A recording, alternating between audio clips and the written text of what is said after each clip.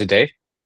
Man, it's good. I mean, my cheeks are probably still red from the run, but it's nice to move outside, you know? It's I couldn't tell. I thought you just had a good skincare routine.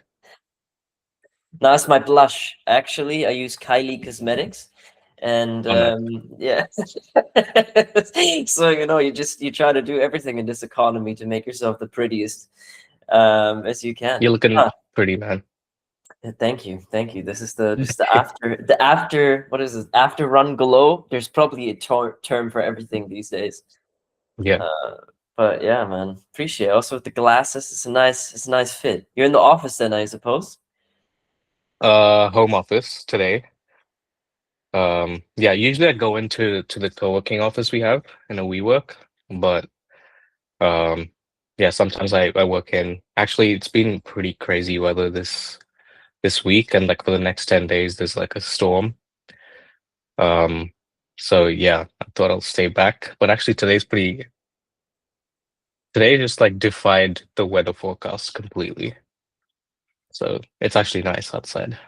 All right, damn. Well, I mean, last time, there was a huge storm in Lisbon for the past weeks, and now it's going to the other Red Bridge city, I guess. Okay, crazy. And it's like Mhm. supposed to be like a really bad Pacific one, or how do they say it? I don't know. I just saw a bunch of clouds all week, and yesterday, like I ride my e-scooter. Like, so I take a short train, and then I take the e-scooter from the train station to the office. And fuck, I felt like I was like going to the fucking what's that gate at in Game of Thrones?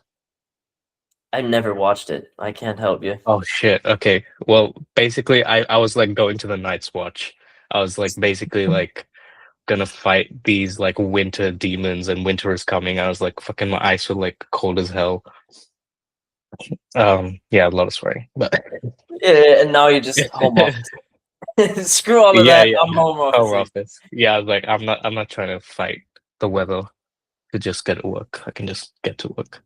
Yeah, for sure, man. I have multiple questions on my mind, but if we're in the subject of storm in San Francisco, I would be very curious to know if like the vibe has changed in Silicon Valley in San Francisco with some of these Epstein files kind of also going so much towards these tech giants. Like a lot of people are kind of involved in the Silicon Valley space, and I'm curious if there's like something that can be felt in that regard. Nope.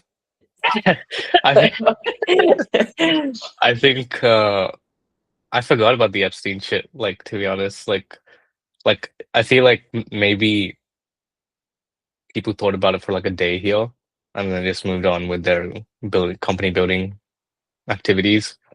So yeah, I don't think anyone really thinks about it. At least Okay. in SF, or I don't know. Yeah. I mean, it feels like the world is kind of in like a similar space, but I was just curious since you're right there. But I guess it's just showcasing. Mm. Yeah, yeah. sh- It's nice to know that like when you look at me, you think of Epstein. It's very flattering.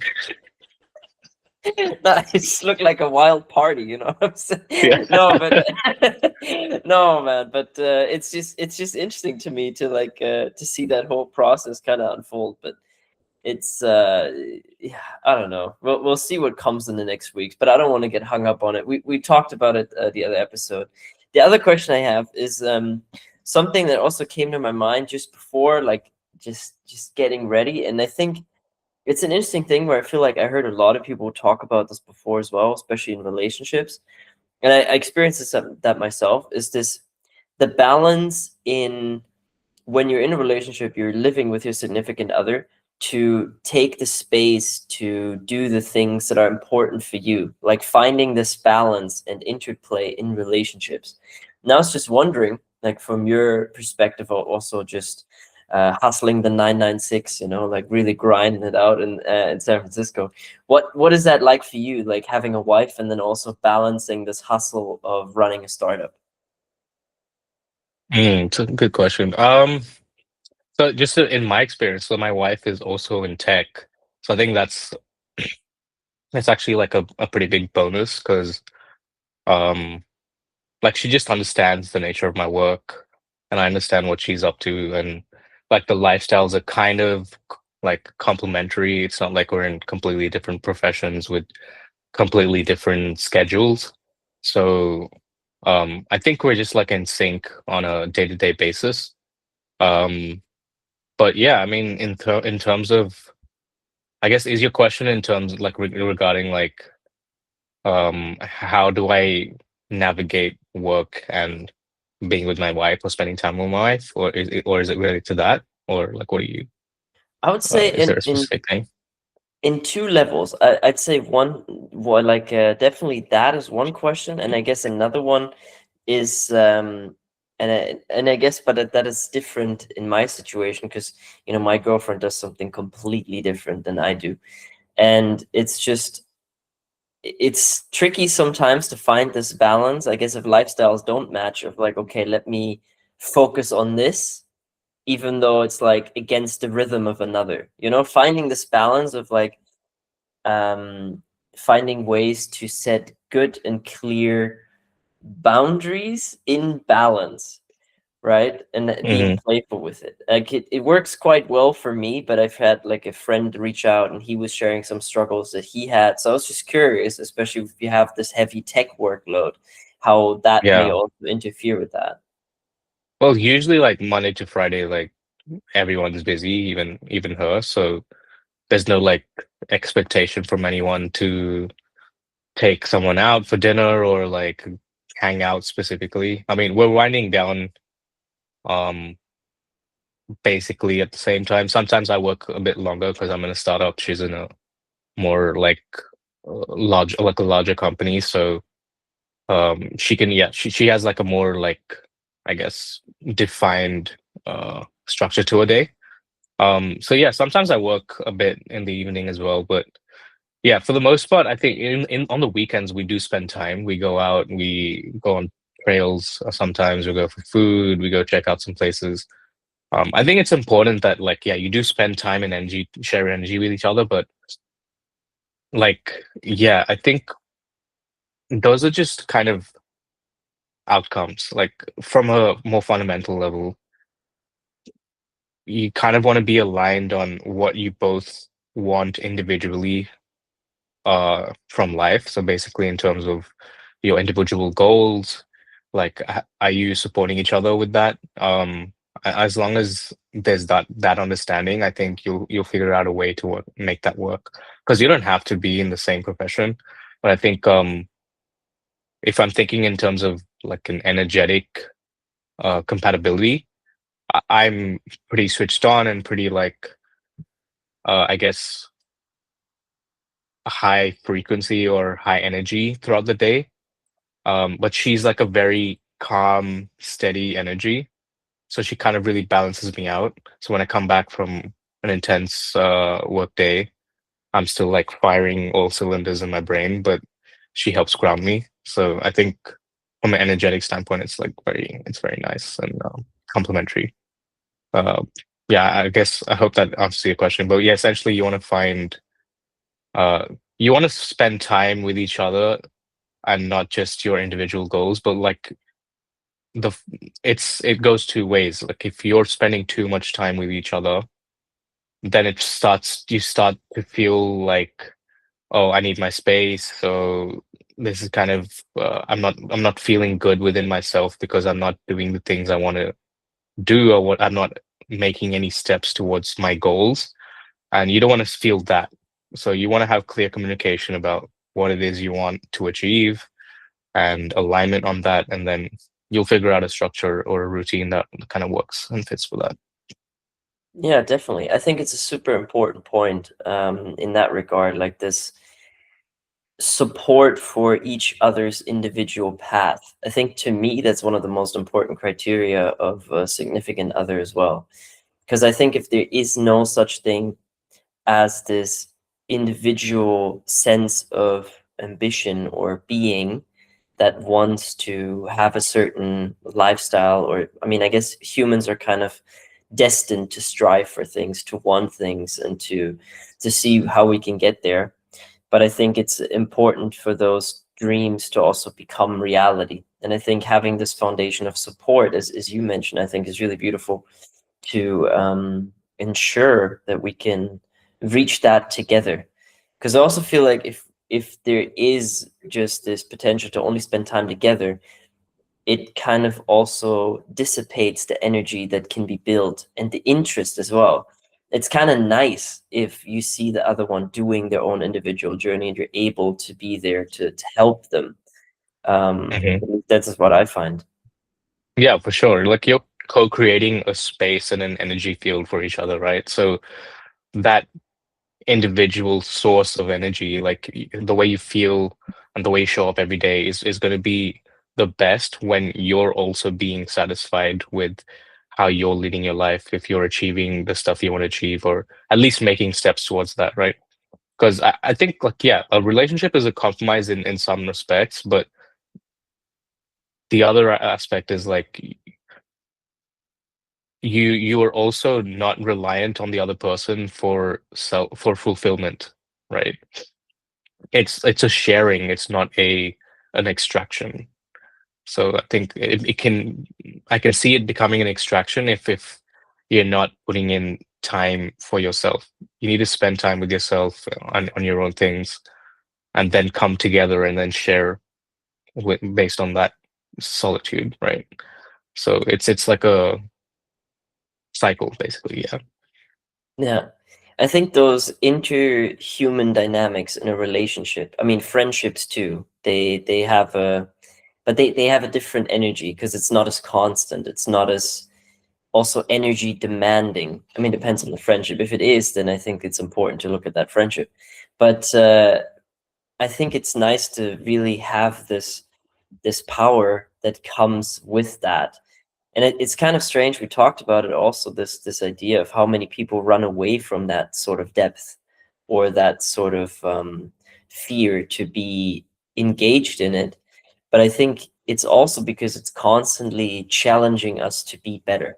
At least that's what I find. I think it, it is in a good relationship. It feels like, okay, this is a challenge and a space for me to grow and get to know myself better and find myself in that sphere as an individual too. Yeah, you can't fully rely on another person for your expansion, right? You said like what you said is correct. Humans are intrinsically driven to grow and expand and evolve, but that evolution is not dependent on someone else. It can be influenced by someone else, but at the end of the day, you are the sole conductor of how you feel and how you show up every day. So realizing that you are the master of your own destiny and then sort of protecting that, it's important to have that space for yourself.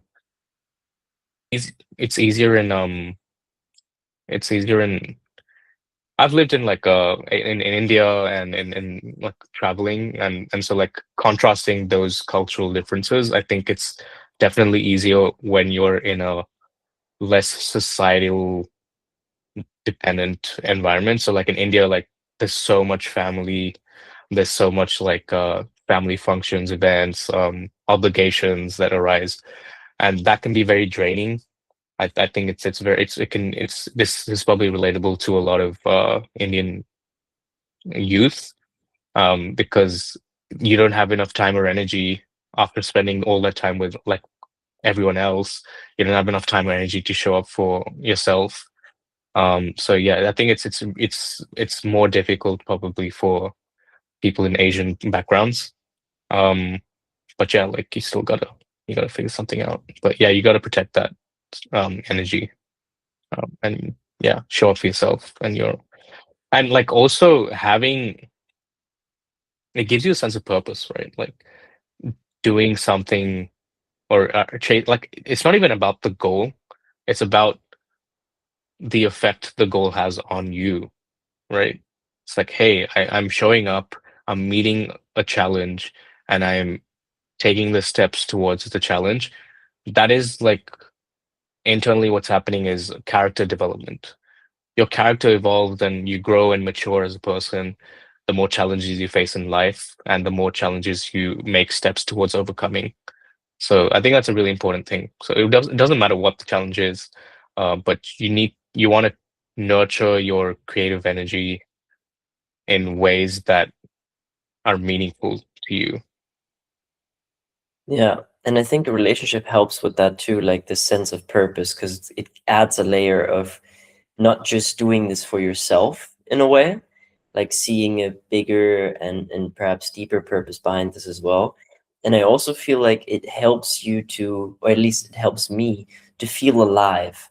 And that's another question I have for you, because it's sometimes something that I find myself wondering about this, or not wondering about, but finding the struggle in between living a routine life and still feeling alive in a routine. Because I think Mm. that, to me, that's tricky sometimes. And I'd wonder, especially since you're, I think, highly much more in a routine than I am, how that manifests for you and how do you deal with that? Do you have that at all? Yeah, for sure. I mean, I've actually, yeah, I feel like I've got a much better routine than uh, probably the best routine I've ever had in my life so far.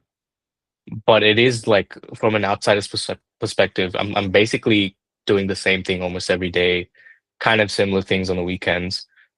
But I feel alive, and I think the reason is because I don't think the problem isn't the routine. It's not having the same things to do. It's what are you doing in that routine? Is the routine balancing um like mental activity with physical activity? So like you need to get into your body at some point. So my routine involves like um I go to the gym, I do the yoga in throughout the day summit at some point, and then I'm working really hard. So like there's a lot of mental activity on stuff that I find meaningful and interesting. And then I'm coming home really tired and exhausted, but satisfied that I've spent all this energy on stuff that I care about, on whether that's taking care of my body or my health or like working on my company.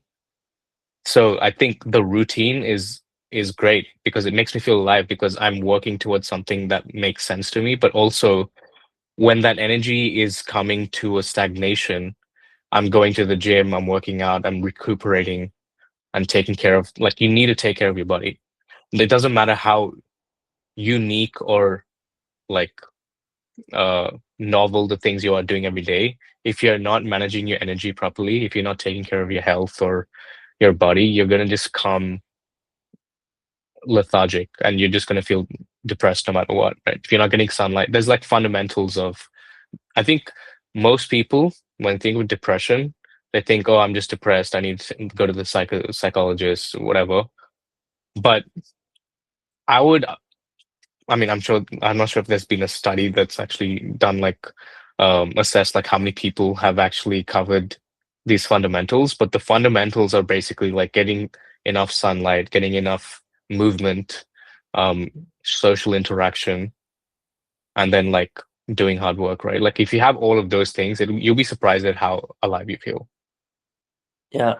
I heard I don't know if there's a study about it, but I heard once that how depression was cured, or something interesting once about how to fight depression is different between man and woman, because apparently for women it's very important to be seen and felt, and you know that a lot of support systems and everything that is very much focused around her and lifting her up, whereas for Mm. men it was this thing of they just need a job that gives them purpose.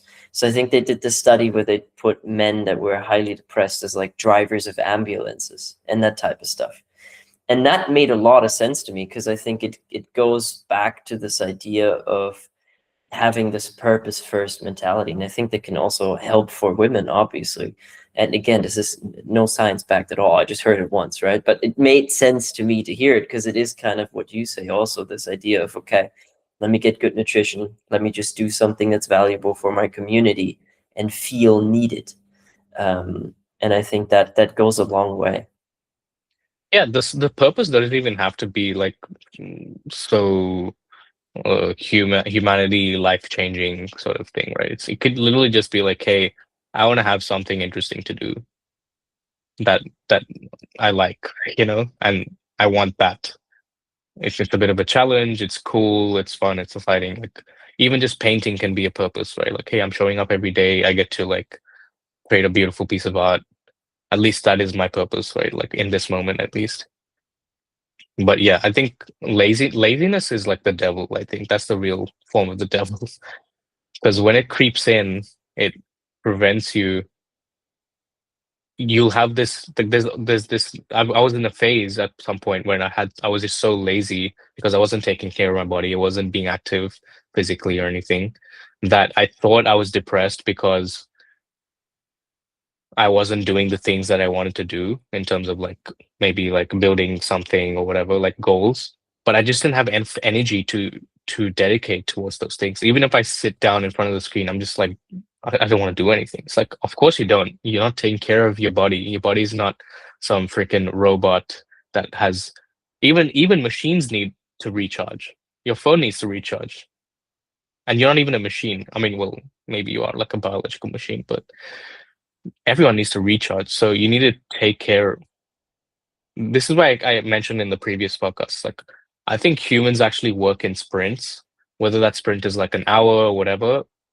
Um, you work intensely, focused, and then you recuperate, rest, and recharge. And rest doesn't mean doom scrolling or watching Netflix. It means basically giving your mind a break, right? And then getting into your body a little bit, and then breathing and gathering yourself and coming back to the present.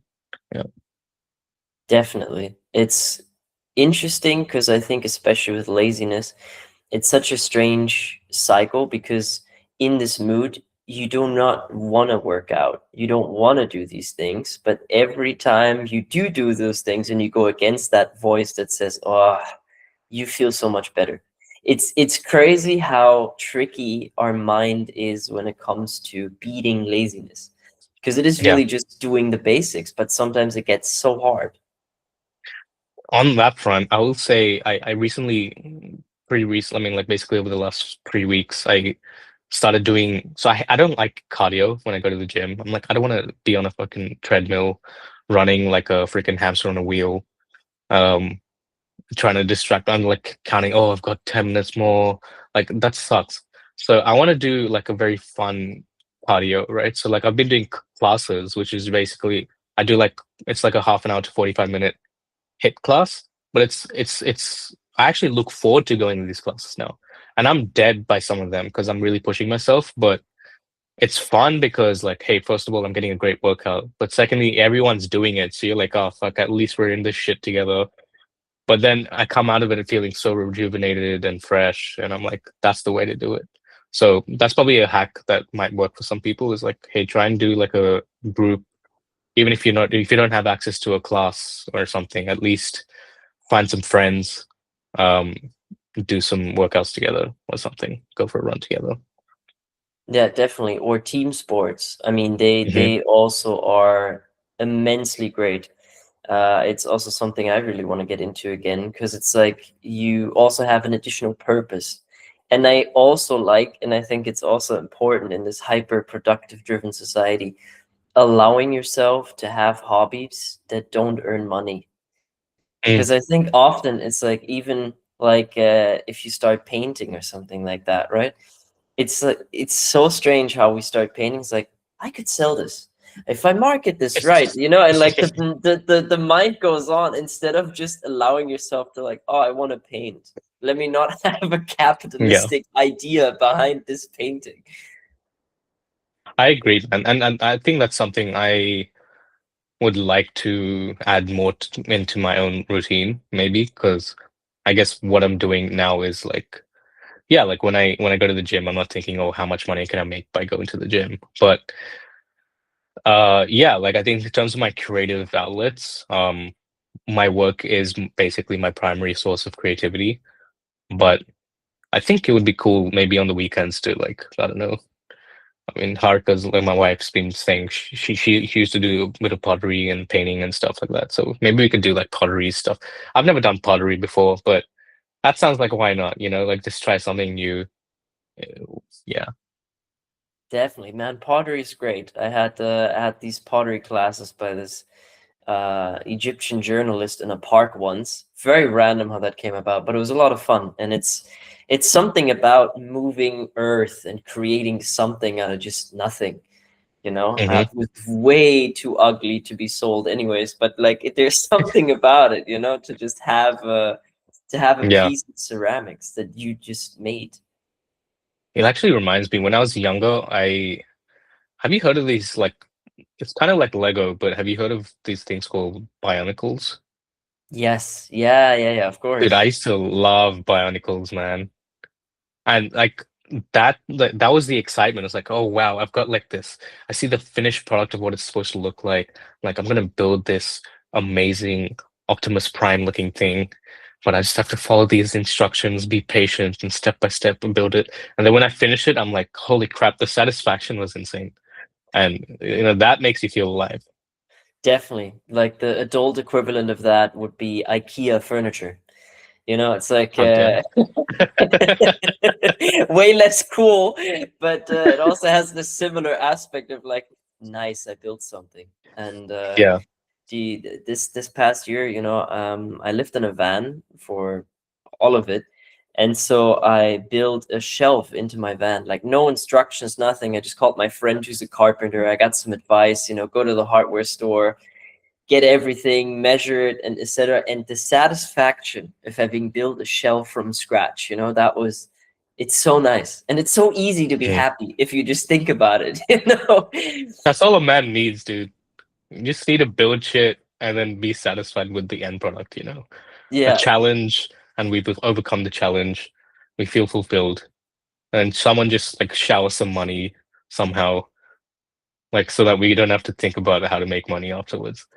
Yeah. I mean, that's the most important thing. I think it's also so like I I think capitalism, there's a lot of great things to be said. I think it allows for a lot of individuality and all those things. And I think now in the stage of late stage capitalism, I would say, is this thing of also having that it's, for example, that it's rare to have a hobby where you do not think of money is a sign Mm, of that, where I think it's so driven to needing to focus on how to make more income that it mhm. becomes tricky to focus on other things.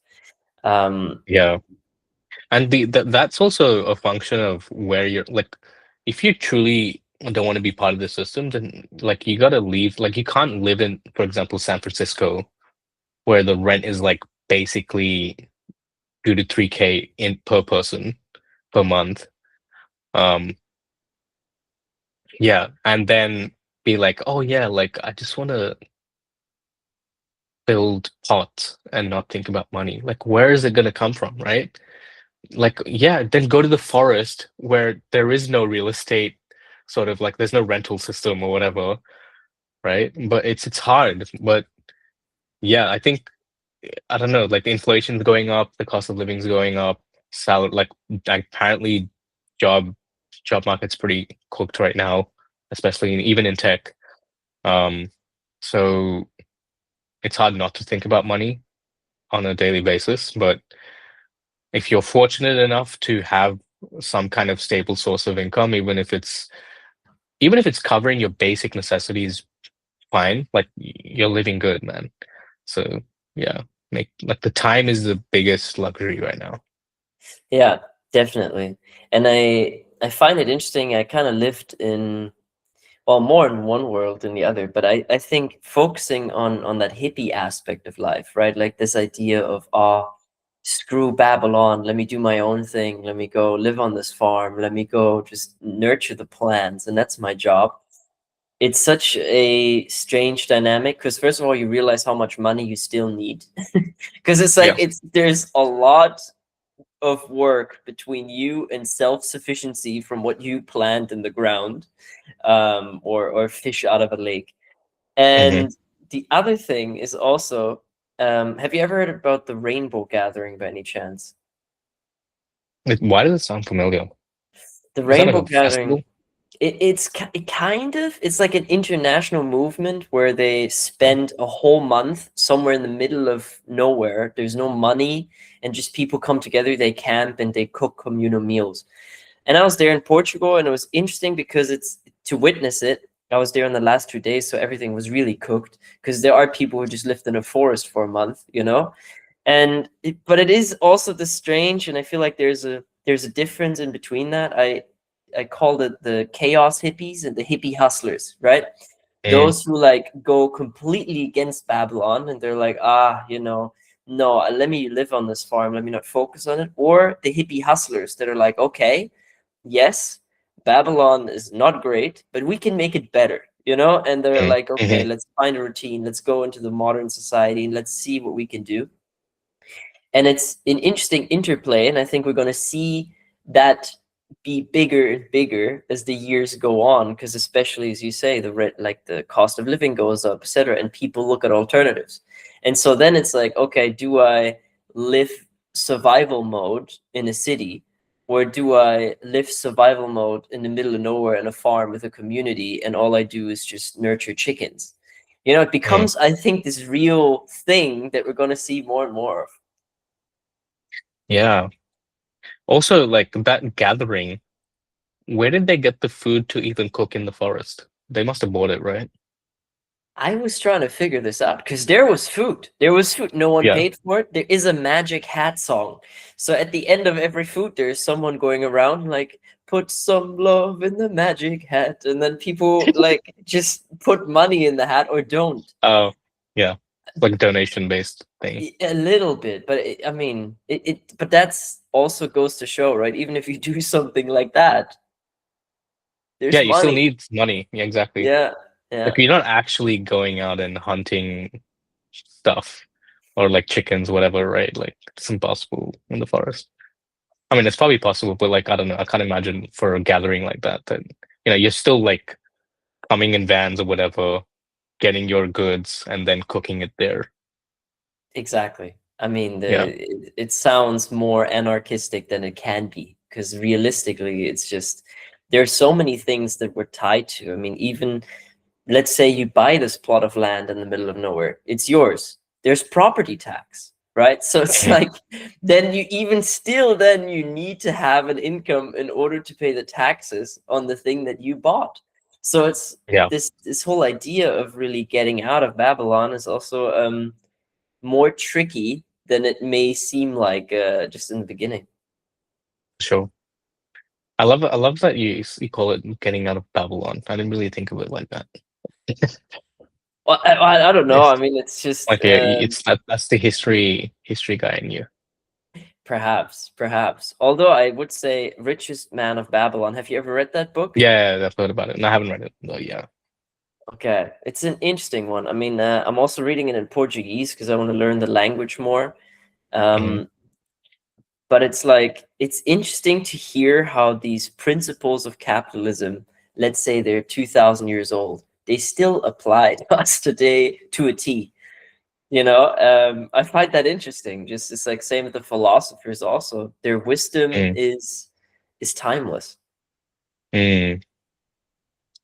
Capitalism seems like interesting because it's basically a system we created to exchange to reliably exchange services or goods with each other because it's almost like we couldn't trust each other to do it without it, right?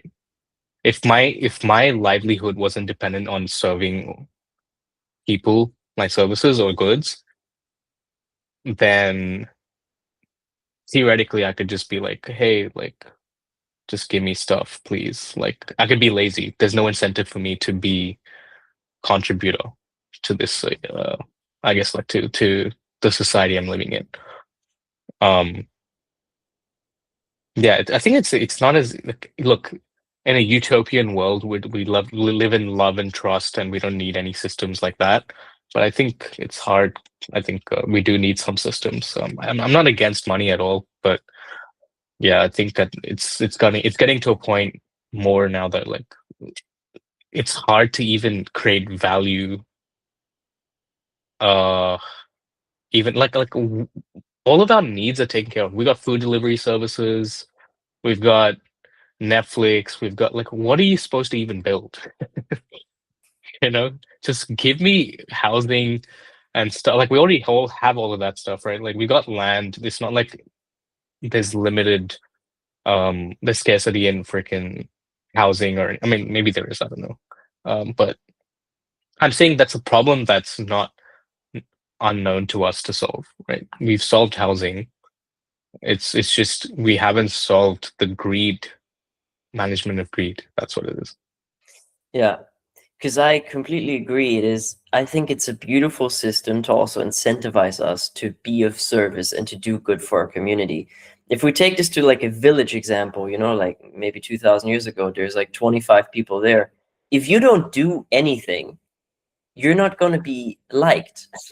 If like people build your house, people get your food, unless you have some type of condition or something like that, that's a different story. But if you're healthy and capable, I think it is beautiful to contribute to society, right? And to Hmm. be part of that community. And I think it makes a lot of sense. And especially also having like a middle ground, because I mean, of course, if you nurture the sheep, then all you have is wool, but maybe not everyone needs wool, but you still need Hmm. to get some other good, So I think it's Hmm. necessary to have some type of tool like money in the middle. But it is like, what was it? I saw something today about that. Like we live in a point now where the spending power of a 1970s McDonald's worker is as high as someone who makes 12K a week. So it's Oh like, wow. so that's like, okay, yeah, I mean, a lot of time has passed since then, 55 years.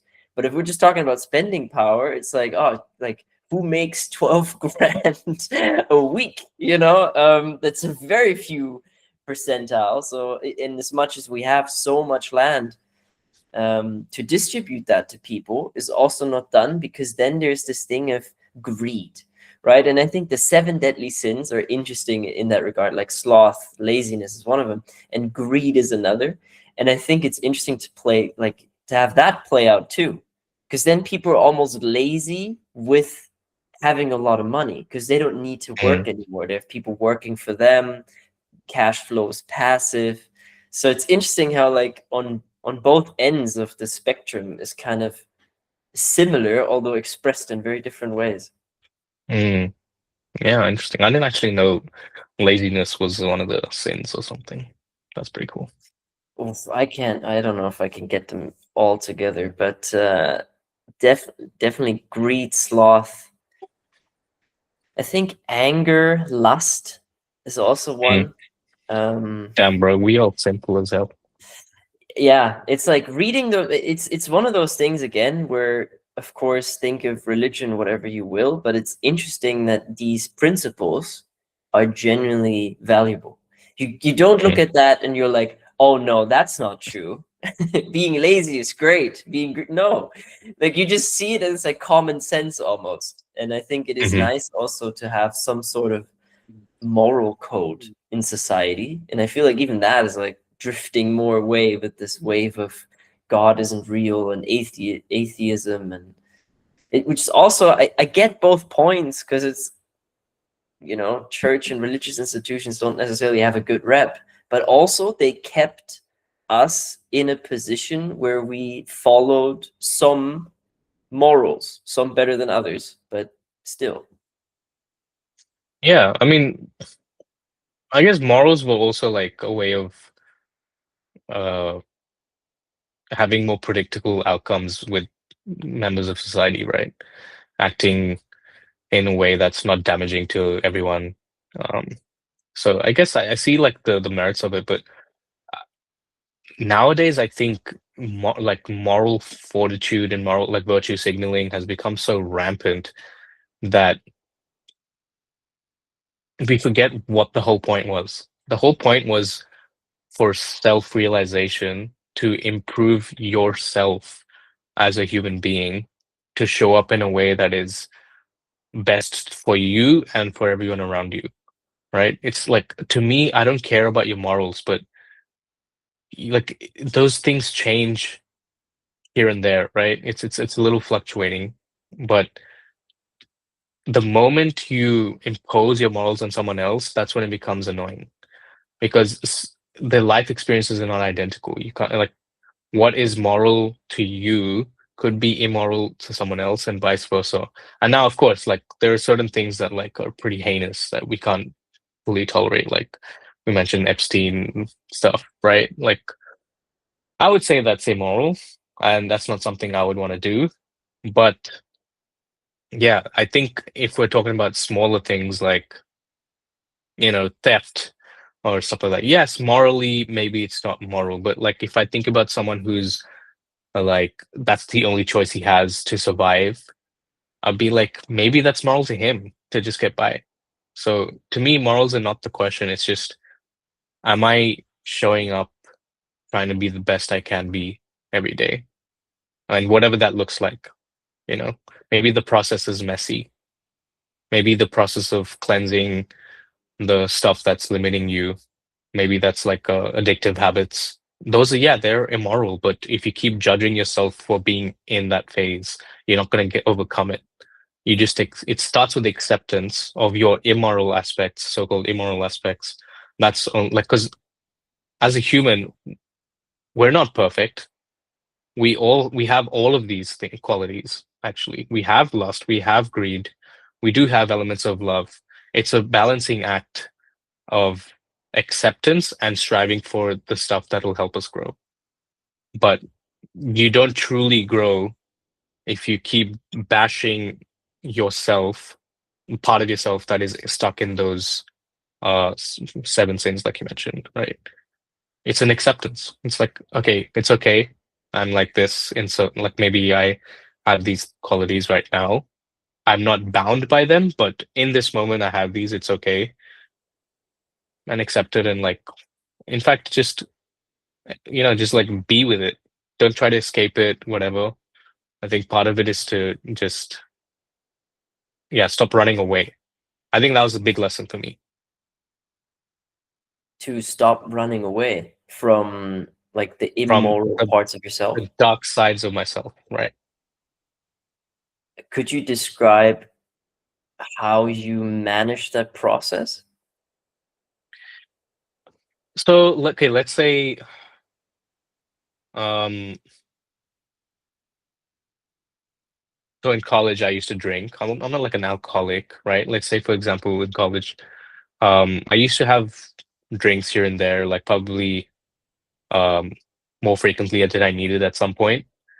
And then at some point I was just like, look, I don't enjoy this. I'm just doing this out of social compulsion.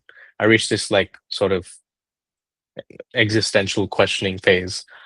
But looking back, if I didn't judge myself for engaging and instead just accepted, hey, look, this is just maybe a phase, this is part of my learning experience, it would have been a much smoother transition to like becoming who I wanted to become without like, bashing myself so much. Because I think like even in this is how the mind works. If the more you focus on what you don't want to do, that's the only thing you end up doing.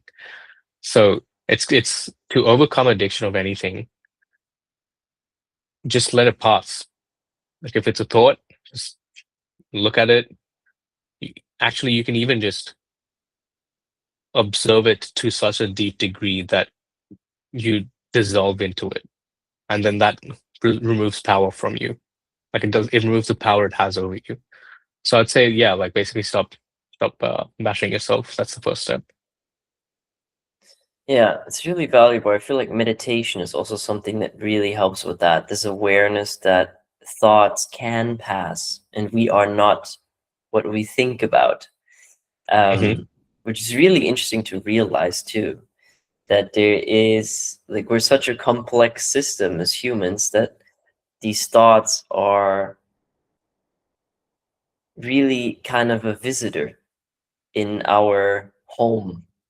And it's like, okay, do we engage this visitor? Do we follow him? Do we try to care for that visitor?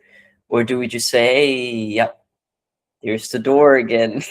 And it's interesting to be, I guess, the security guard of your own house Mhm. by doing these sorts of practices. You get good practice.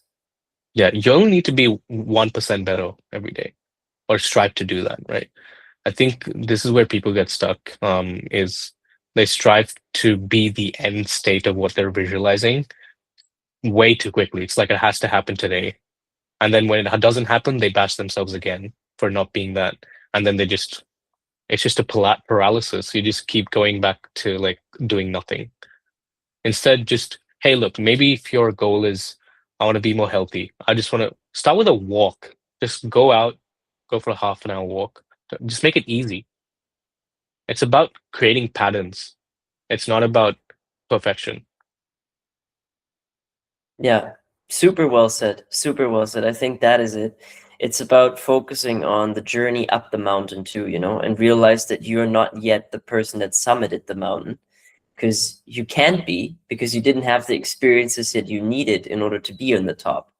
So it's really Hmm. just going with the flow and a constant trying to not overly, at least what I tend to do sometimes, is just to overly question the choices that I make, and Hmm. like more live in my head in the sense of, but this is this, like the little nagging voice. And Yeah, often yeah, I just find I should go on a run, I should get out of the house and just accept it yeah. and just move I mean, on.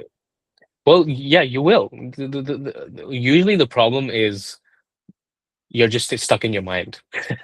That's really the problem. You just need to get into your body and keep doing something more physical, or just, yeah, something. But yeah, it's essentially, you mentioned the reaching the peak of the mountain, but you're like focusing on the peak, you're not realizing what actually will unexpectedly happen to you along the way. Maybe the desire for the peak will just lose its meaning and glamour.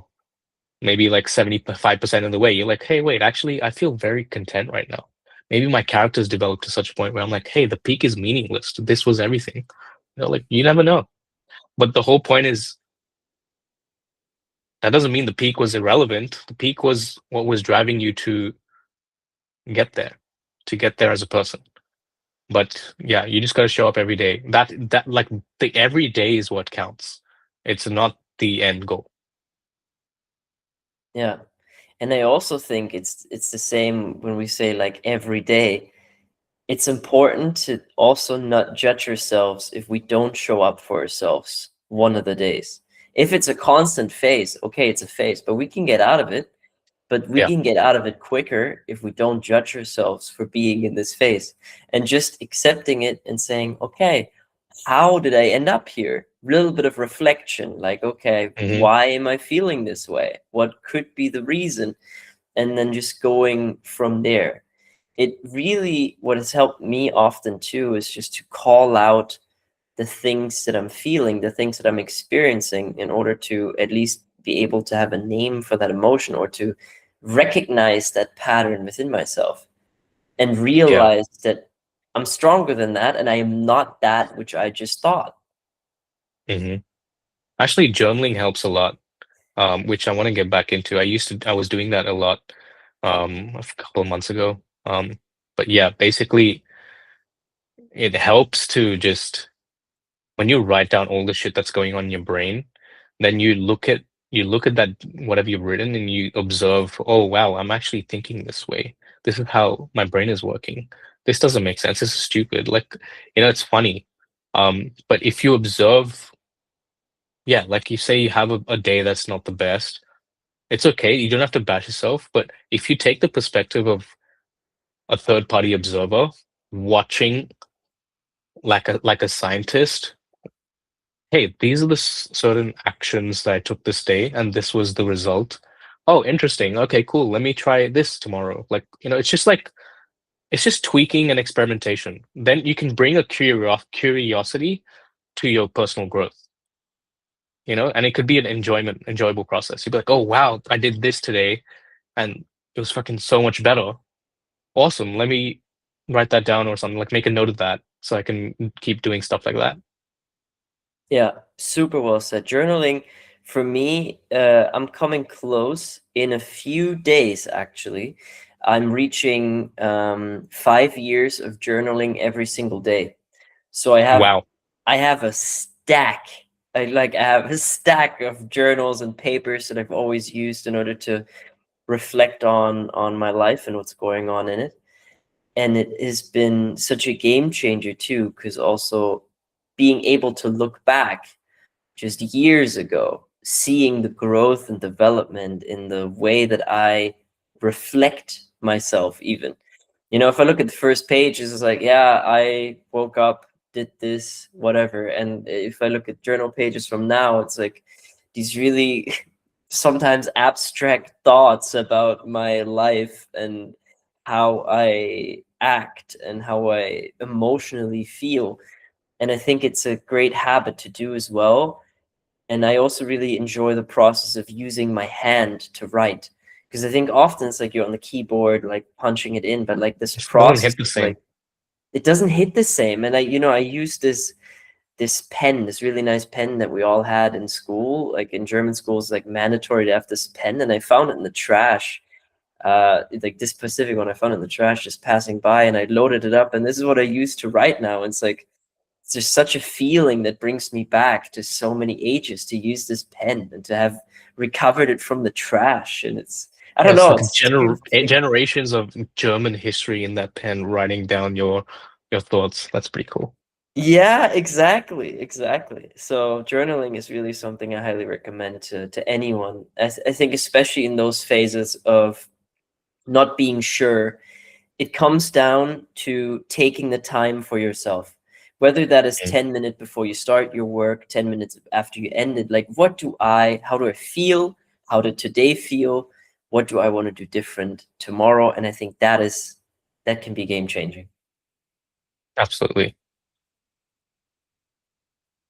Sorry, I'm just checking my work messages. What a massive distraction I am. Um, Workaholism, let's go. okay.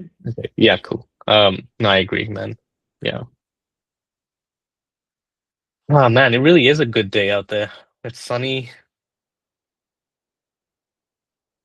Yeah, I'm gonna go to the gym at some point, probably. Nice. Um, but yeah. What else? How's life going? How's life go? I mean, interesting mix of being, yeah, what we talked about today is, I guess, the biggest struggle I had today was this essence of how do I find joy in creating a system that allows me to make a lot of money whilst also having the freedom that I would like with my time in order to do the things that I want to do, right? How much do I want to sacrifice to something? I mean, if I see purpose in it, for sure, but I think it's a balance of needing to find out a way to have the financial means to do what I want to do whilst doing things that I feel like are actually beneficial and living a lifestyle that is still great and I feel alive in. Mm, you'll figure it out, man. Just show up every day, chipping at it. I think, I mean, we all will, and it fluctuates, right? And then we come back to the lesson of just acceptance of like, this is the Hmm. phase. Let me show up Hmm. every day. What can I do? What can I do different? Reflecting on the Hmm. path and seeing where it leads. Yeah. Well, stuff like this, it could work out, like with this podcast, for example, right? I think doing a podcast for a year itself, it's also for me, it's something I've been I tried a little bit and then I stopped and then I started. So for me, it's like I want to just do this for me every day, or like basically keep going for a year and then make a decision whether I want to continue or not, right?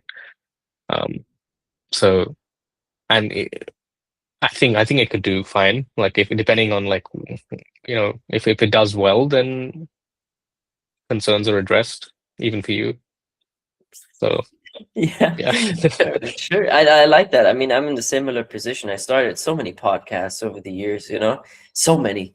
And at this point, it's also like, doing this, I also debated like, okay, do I do podcasts by myself and all those things? But I think there's something beautiful about just this connection and just talking and having just a podcast out there. So we'll see what happens with this. I mean, it's interesting in general to just do things. We had that before, like you reach your purpose, your destiny by action.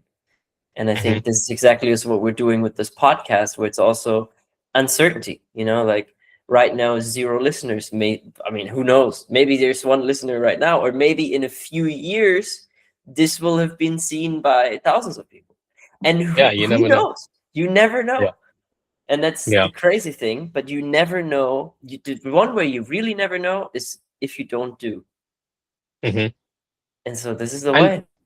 and the other thing is like if you're always being too rational, trying to logically sort of predict what could possibly happen, you're eliminating the possibility of serendipity, right? Hmm.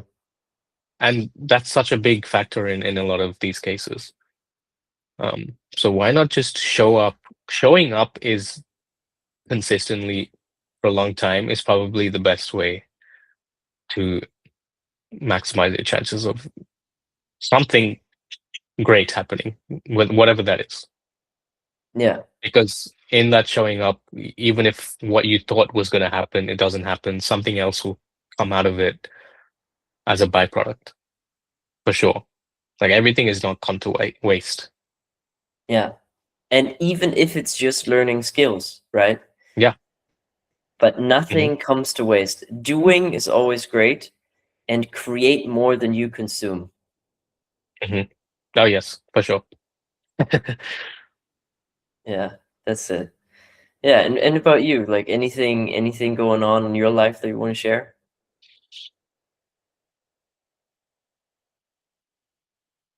I went for a hot pot last night for a friend's birthday. Nice. Um, Actually, yeah, yes. I mean, yesterday was like, yeah, I was in the office, got in, so we ordered some like boxes of those green teas I drink sometimes on this podcast. Um, Nice. and I unconsciously, or maybe consciously, I don't know, I basically replaced most of my water intake for that day with green teas. So I had like 6 bottles of 500 bottles of green teas. I was like, man, I'm feeling great. This is awesome. And I was yapping a lot. And we had dinner, and I was having a great time. I come home, I can't sleep. That's why that's why I texted you. I was like, it was like 2 a.m. my time. I was like, dude, I don't know if I'm gonna wake up for this podcast.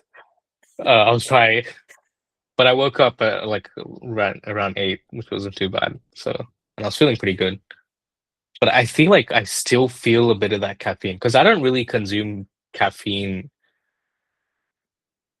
too consistently. Like the last time I had caffeine before yesterday was basically like last week. So it was be like at least 4 or 5 days ago. And then I had like 6 bottles, which is like in terms of so that's probably 300 milligrams of caffeine, which is probably like 2 strong cups of coffee, which is a lot for me. Yeah, Yeah. I mean, I bet. And tea is sneaky with it too. I feel like he's tea super sneaky, man. you don't feel it as much as coffee. Like my girlfriend is Gaúcha, so like South Brazilian, and they have Hmm. you ever had mate? Yeah, yeah, yeah. Argentinians also have it, right? Yeah. Yeah. The whole like, oh my, this shit is so strong. It's like, I have a coffee, whatever, and it tastes good, So I'm just sipping, like I'm sipping 2 or 3. And the first time I did this, I was really having fun. Like, okay, it's my 4th one, whatever. No sleep. Just looking at the ceiling all night. And I drink a coffee in the morning, but that was Yeah. just an overload of caffeine. Yeah, Um, yeah. sneaky too. Well, in terms of caffeine, if I was like, so yeah, this is a great example of a learning experience. I learned from that, and today I realized I should probably have like two, max three bottles, and I should block it off to the first half of the day. Basically, maximum like 1 o'clock, I'm done with all my caffeine. Then I'll have enough time to reset. Because I was drinking well into like 4:30 in the afternoon, like almost 5 o'clock. I was like, shit, yeah, I'm kind of maybe I'm screwed right now. And I was screwed. I was indeed screwed. Yeah, well, you know, it's those experiences also that belong there, and sometimes you ever know, you look at the ceiling at night and you get a great idea, you know. Oh, it's not even Sometimes great this shit ideas. happens. Yes.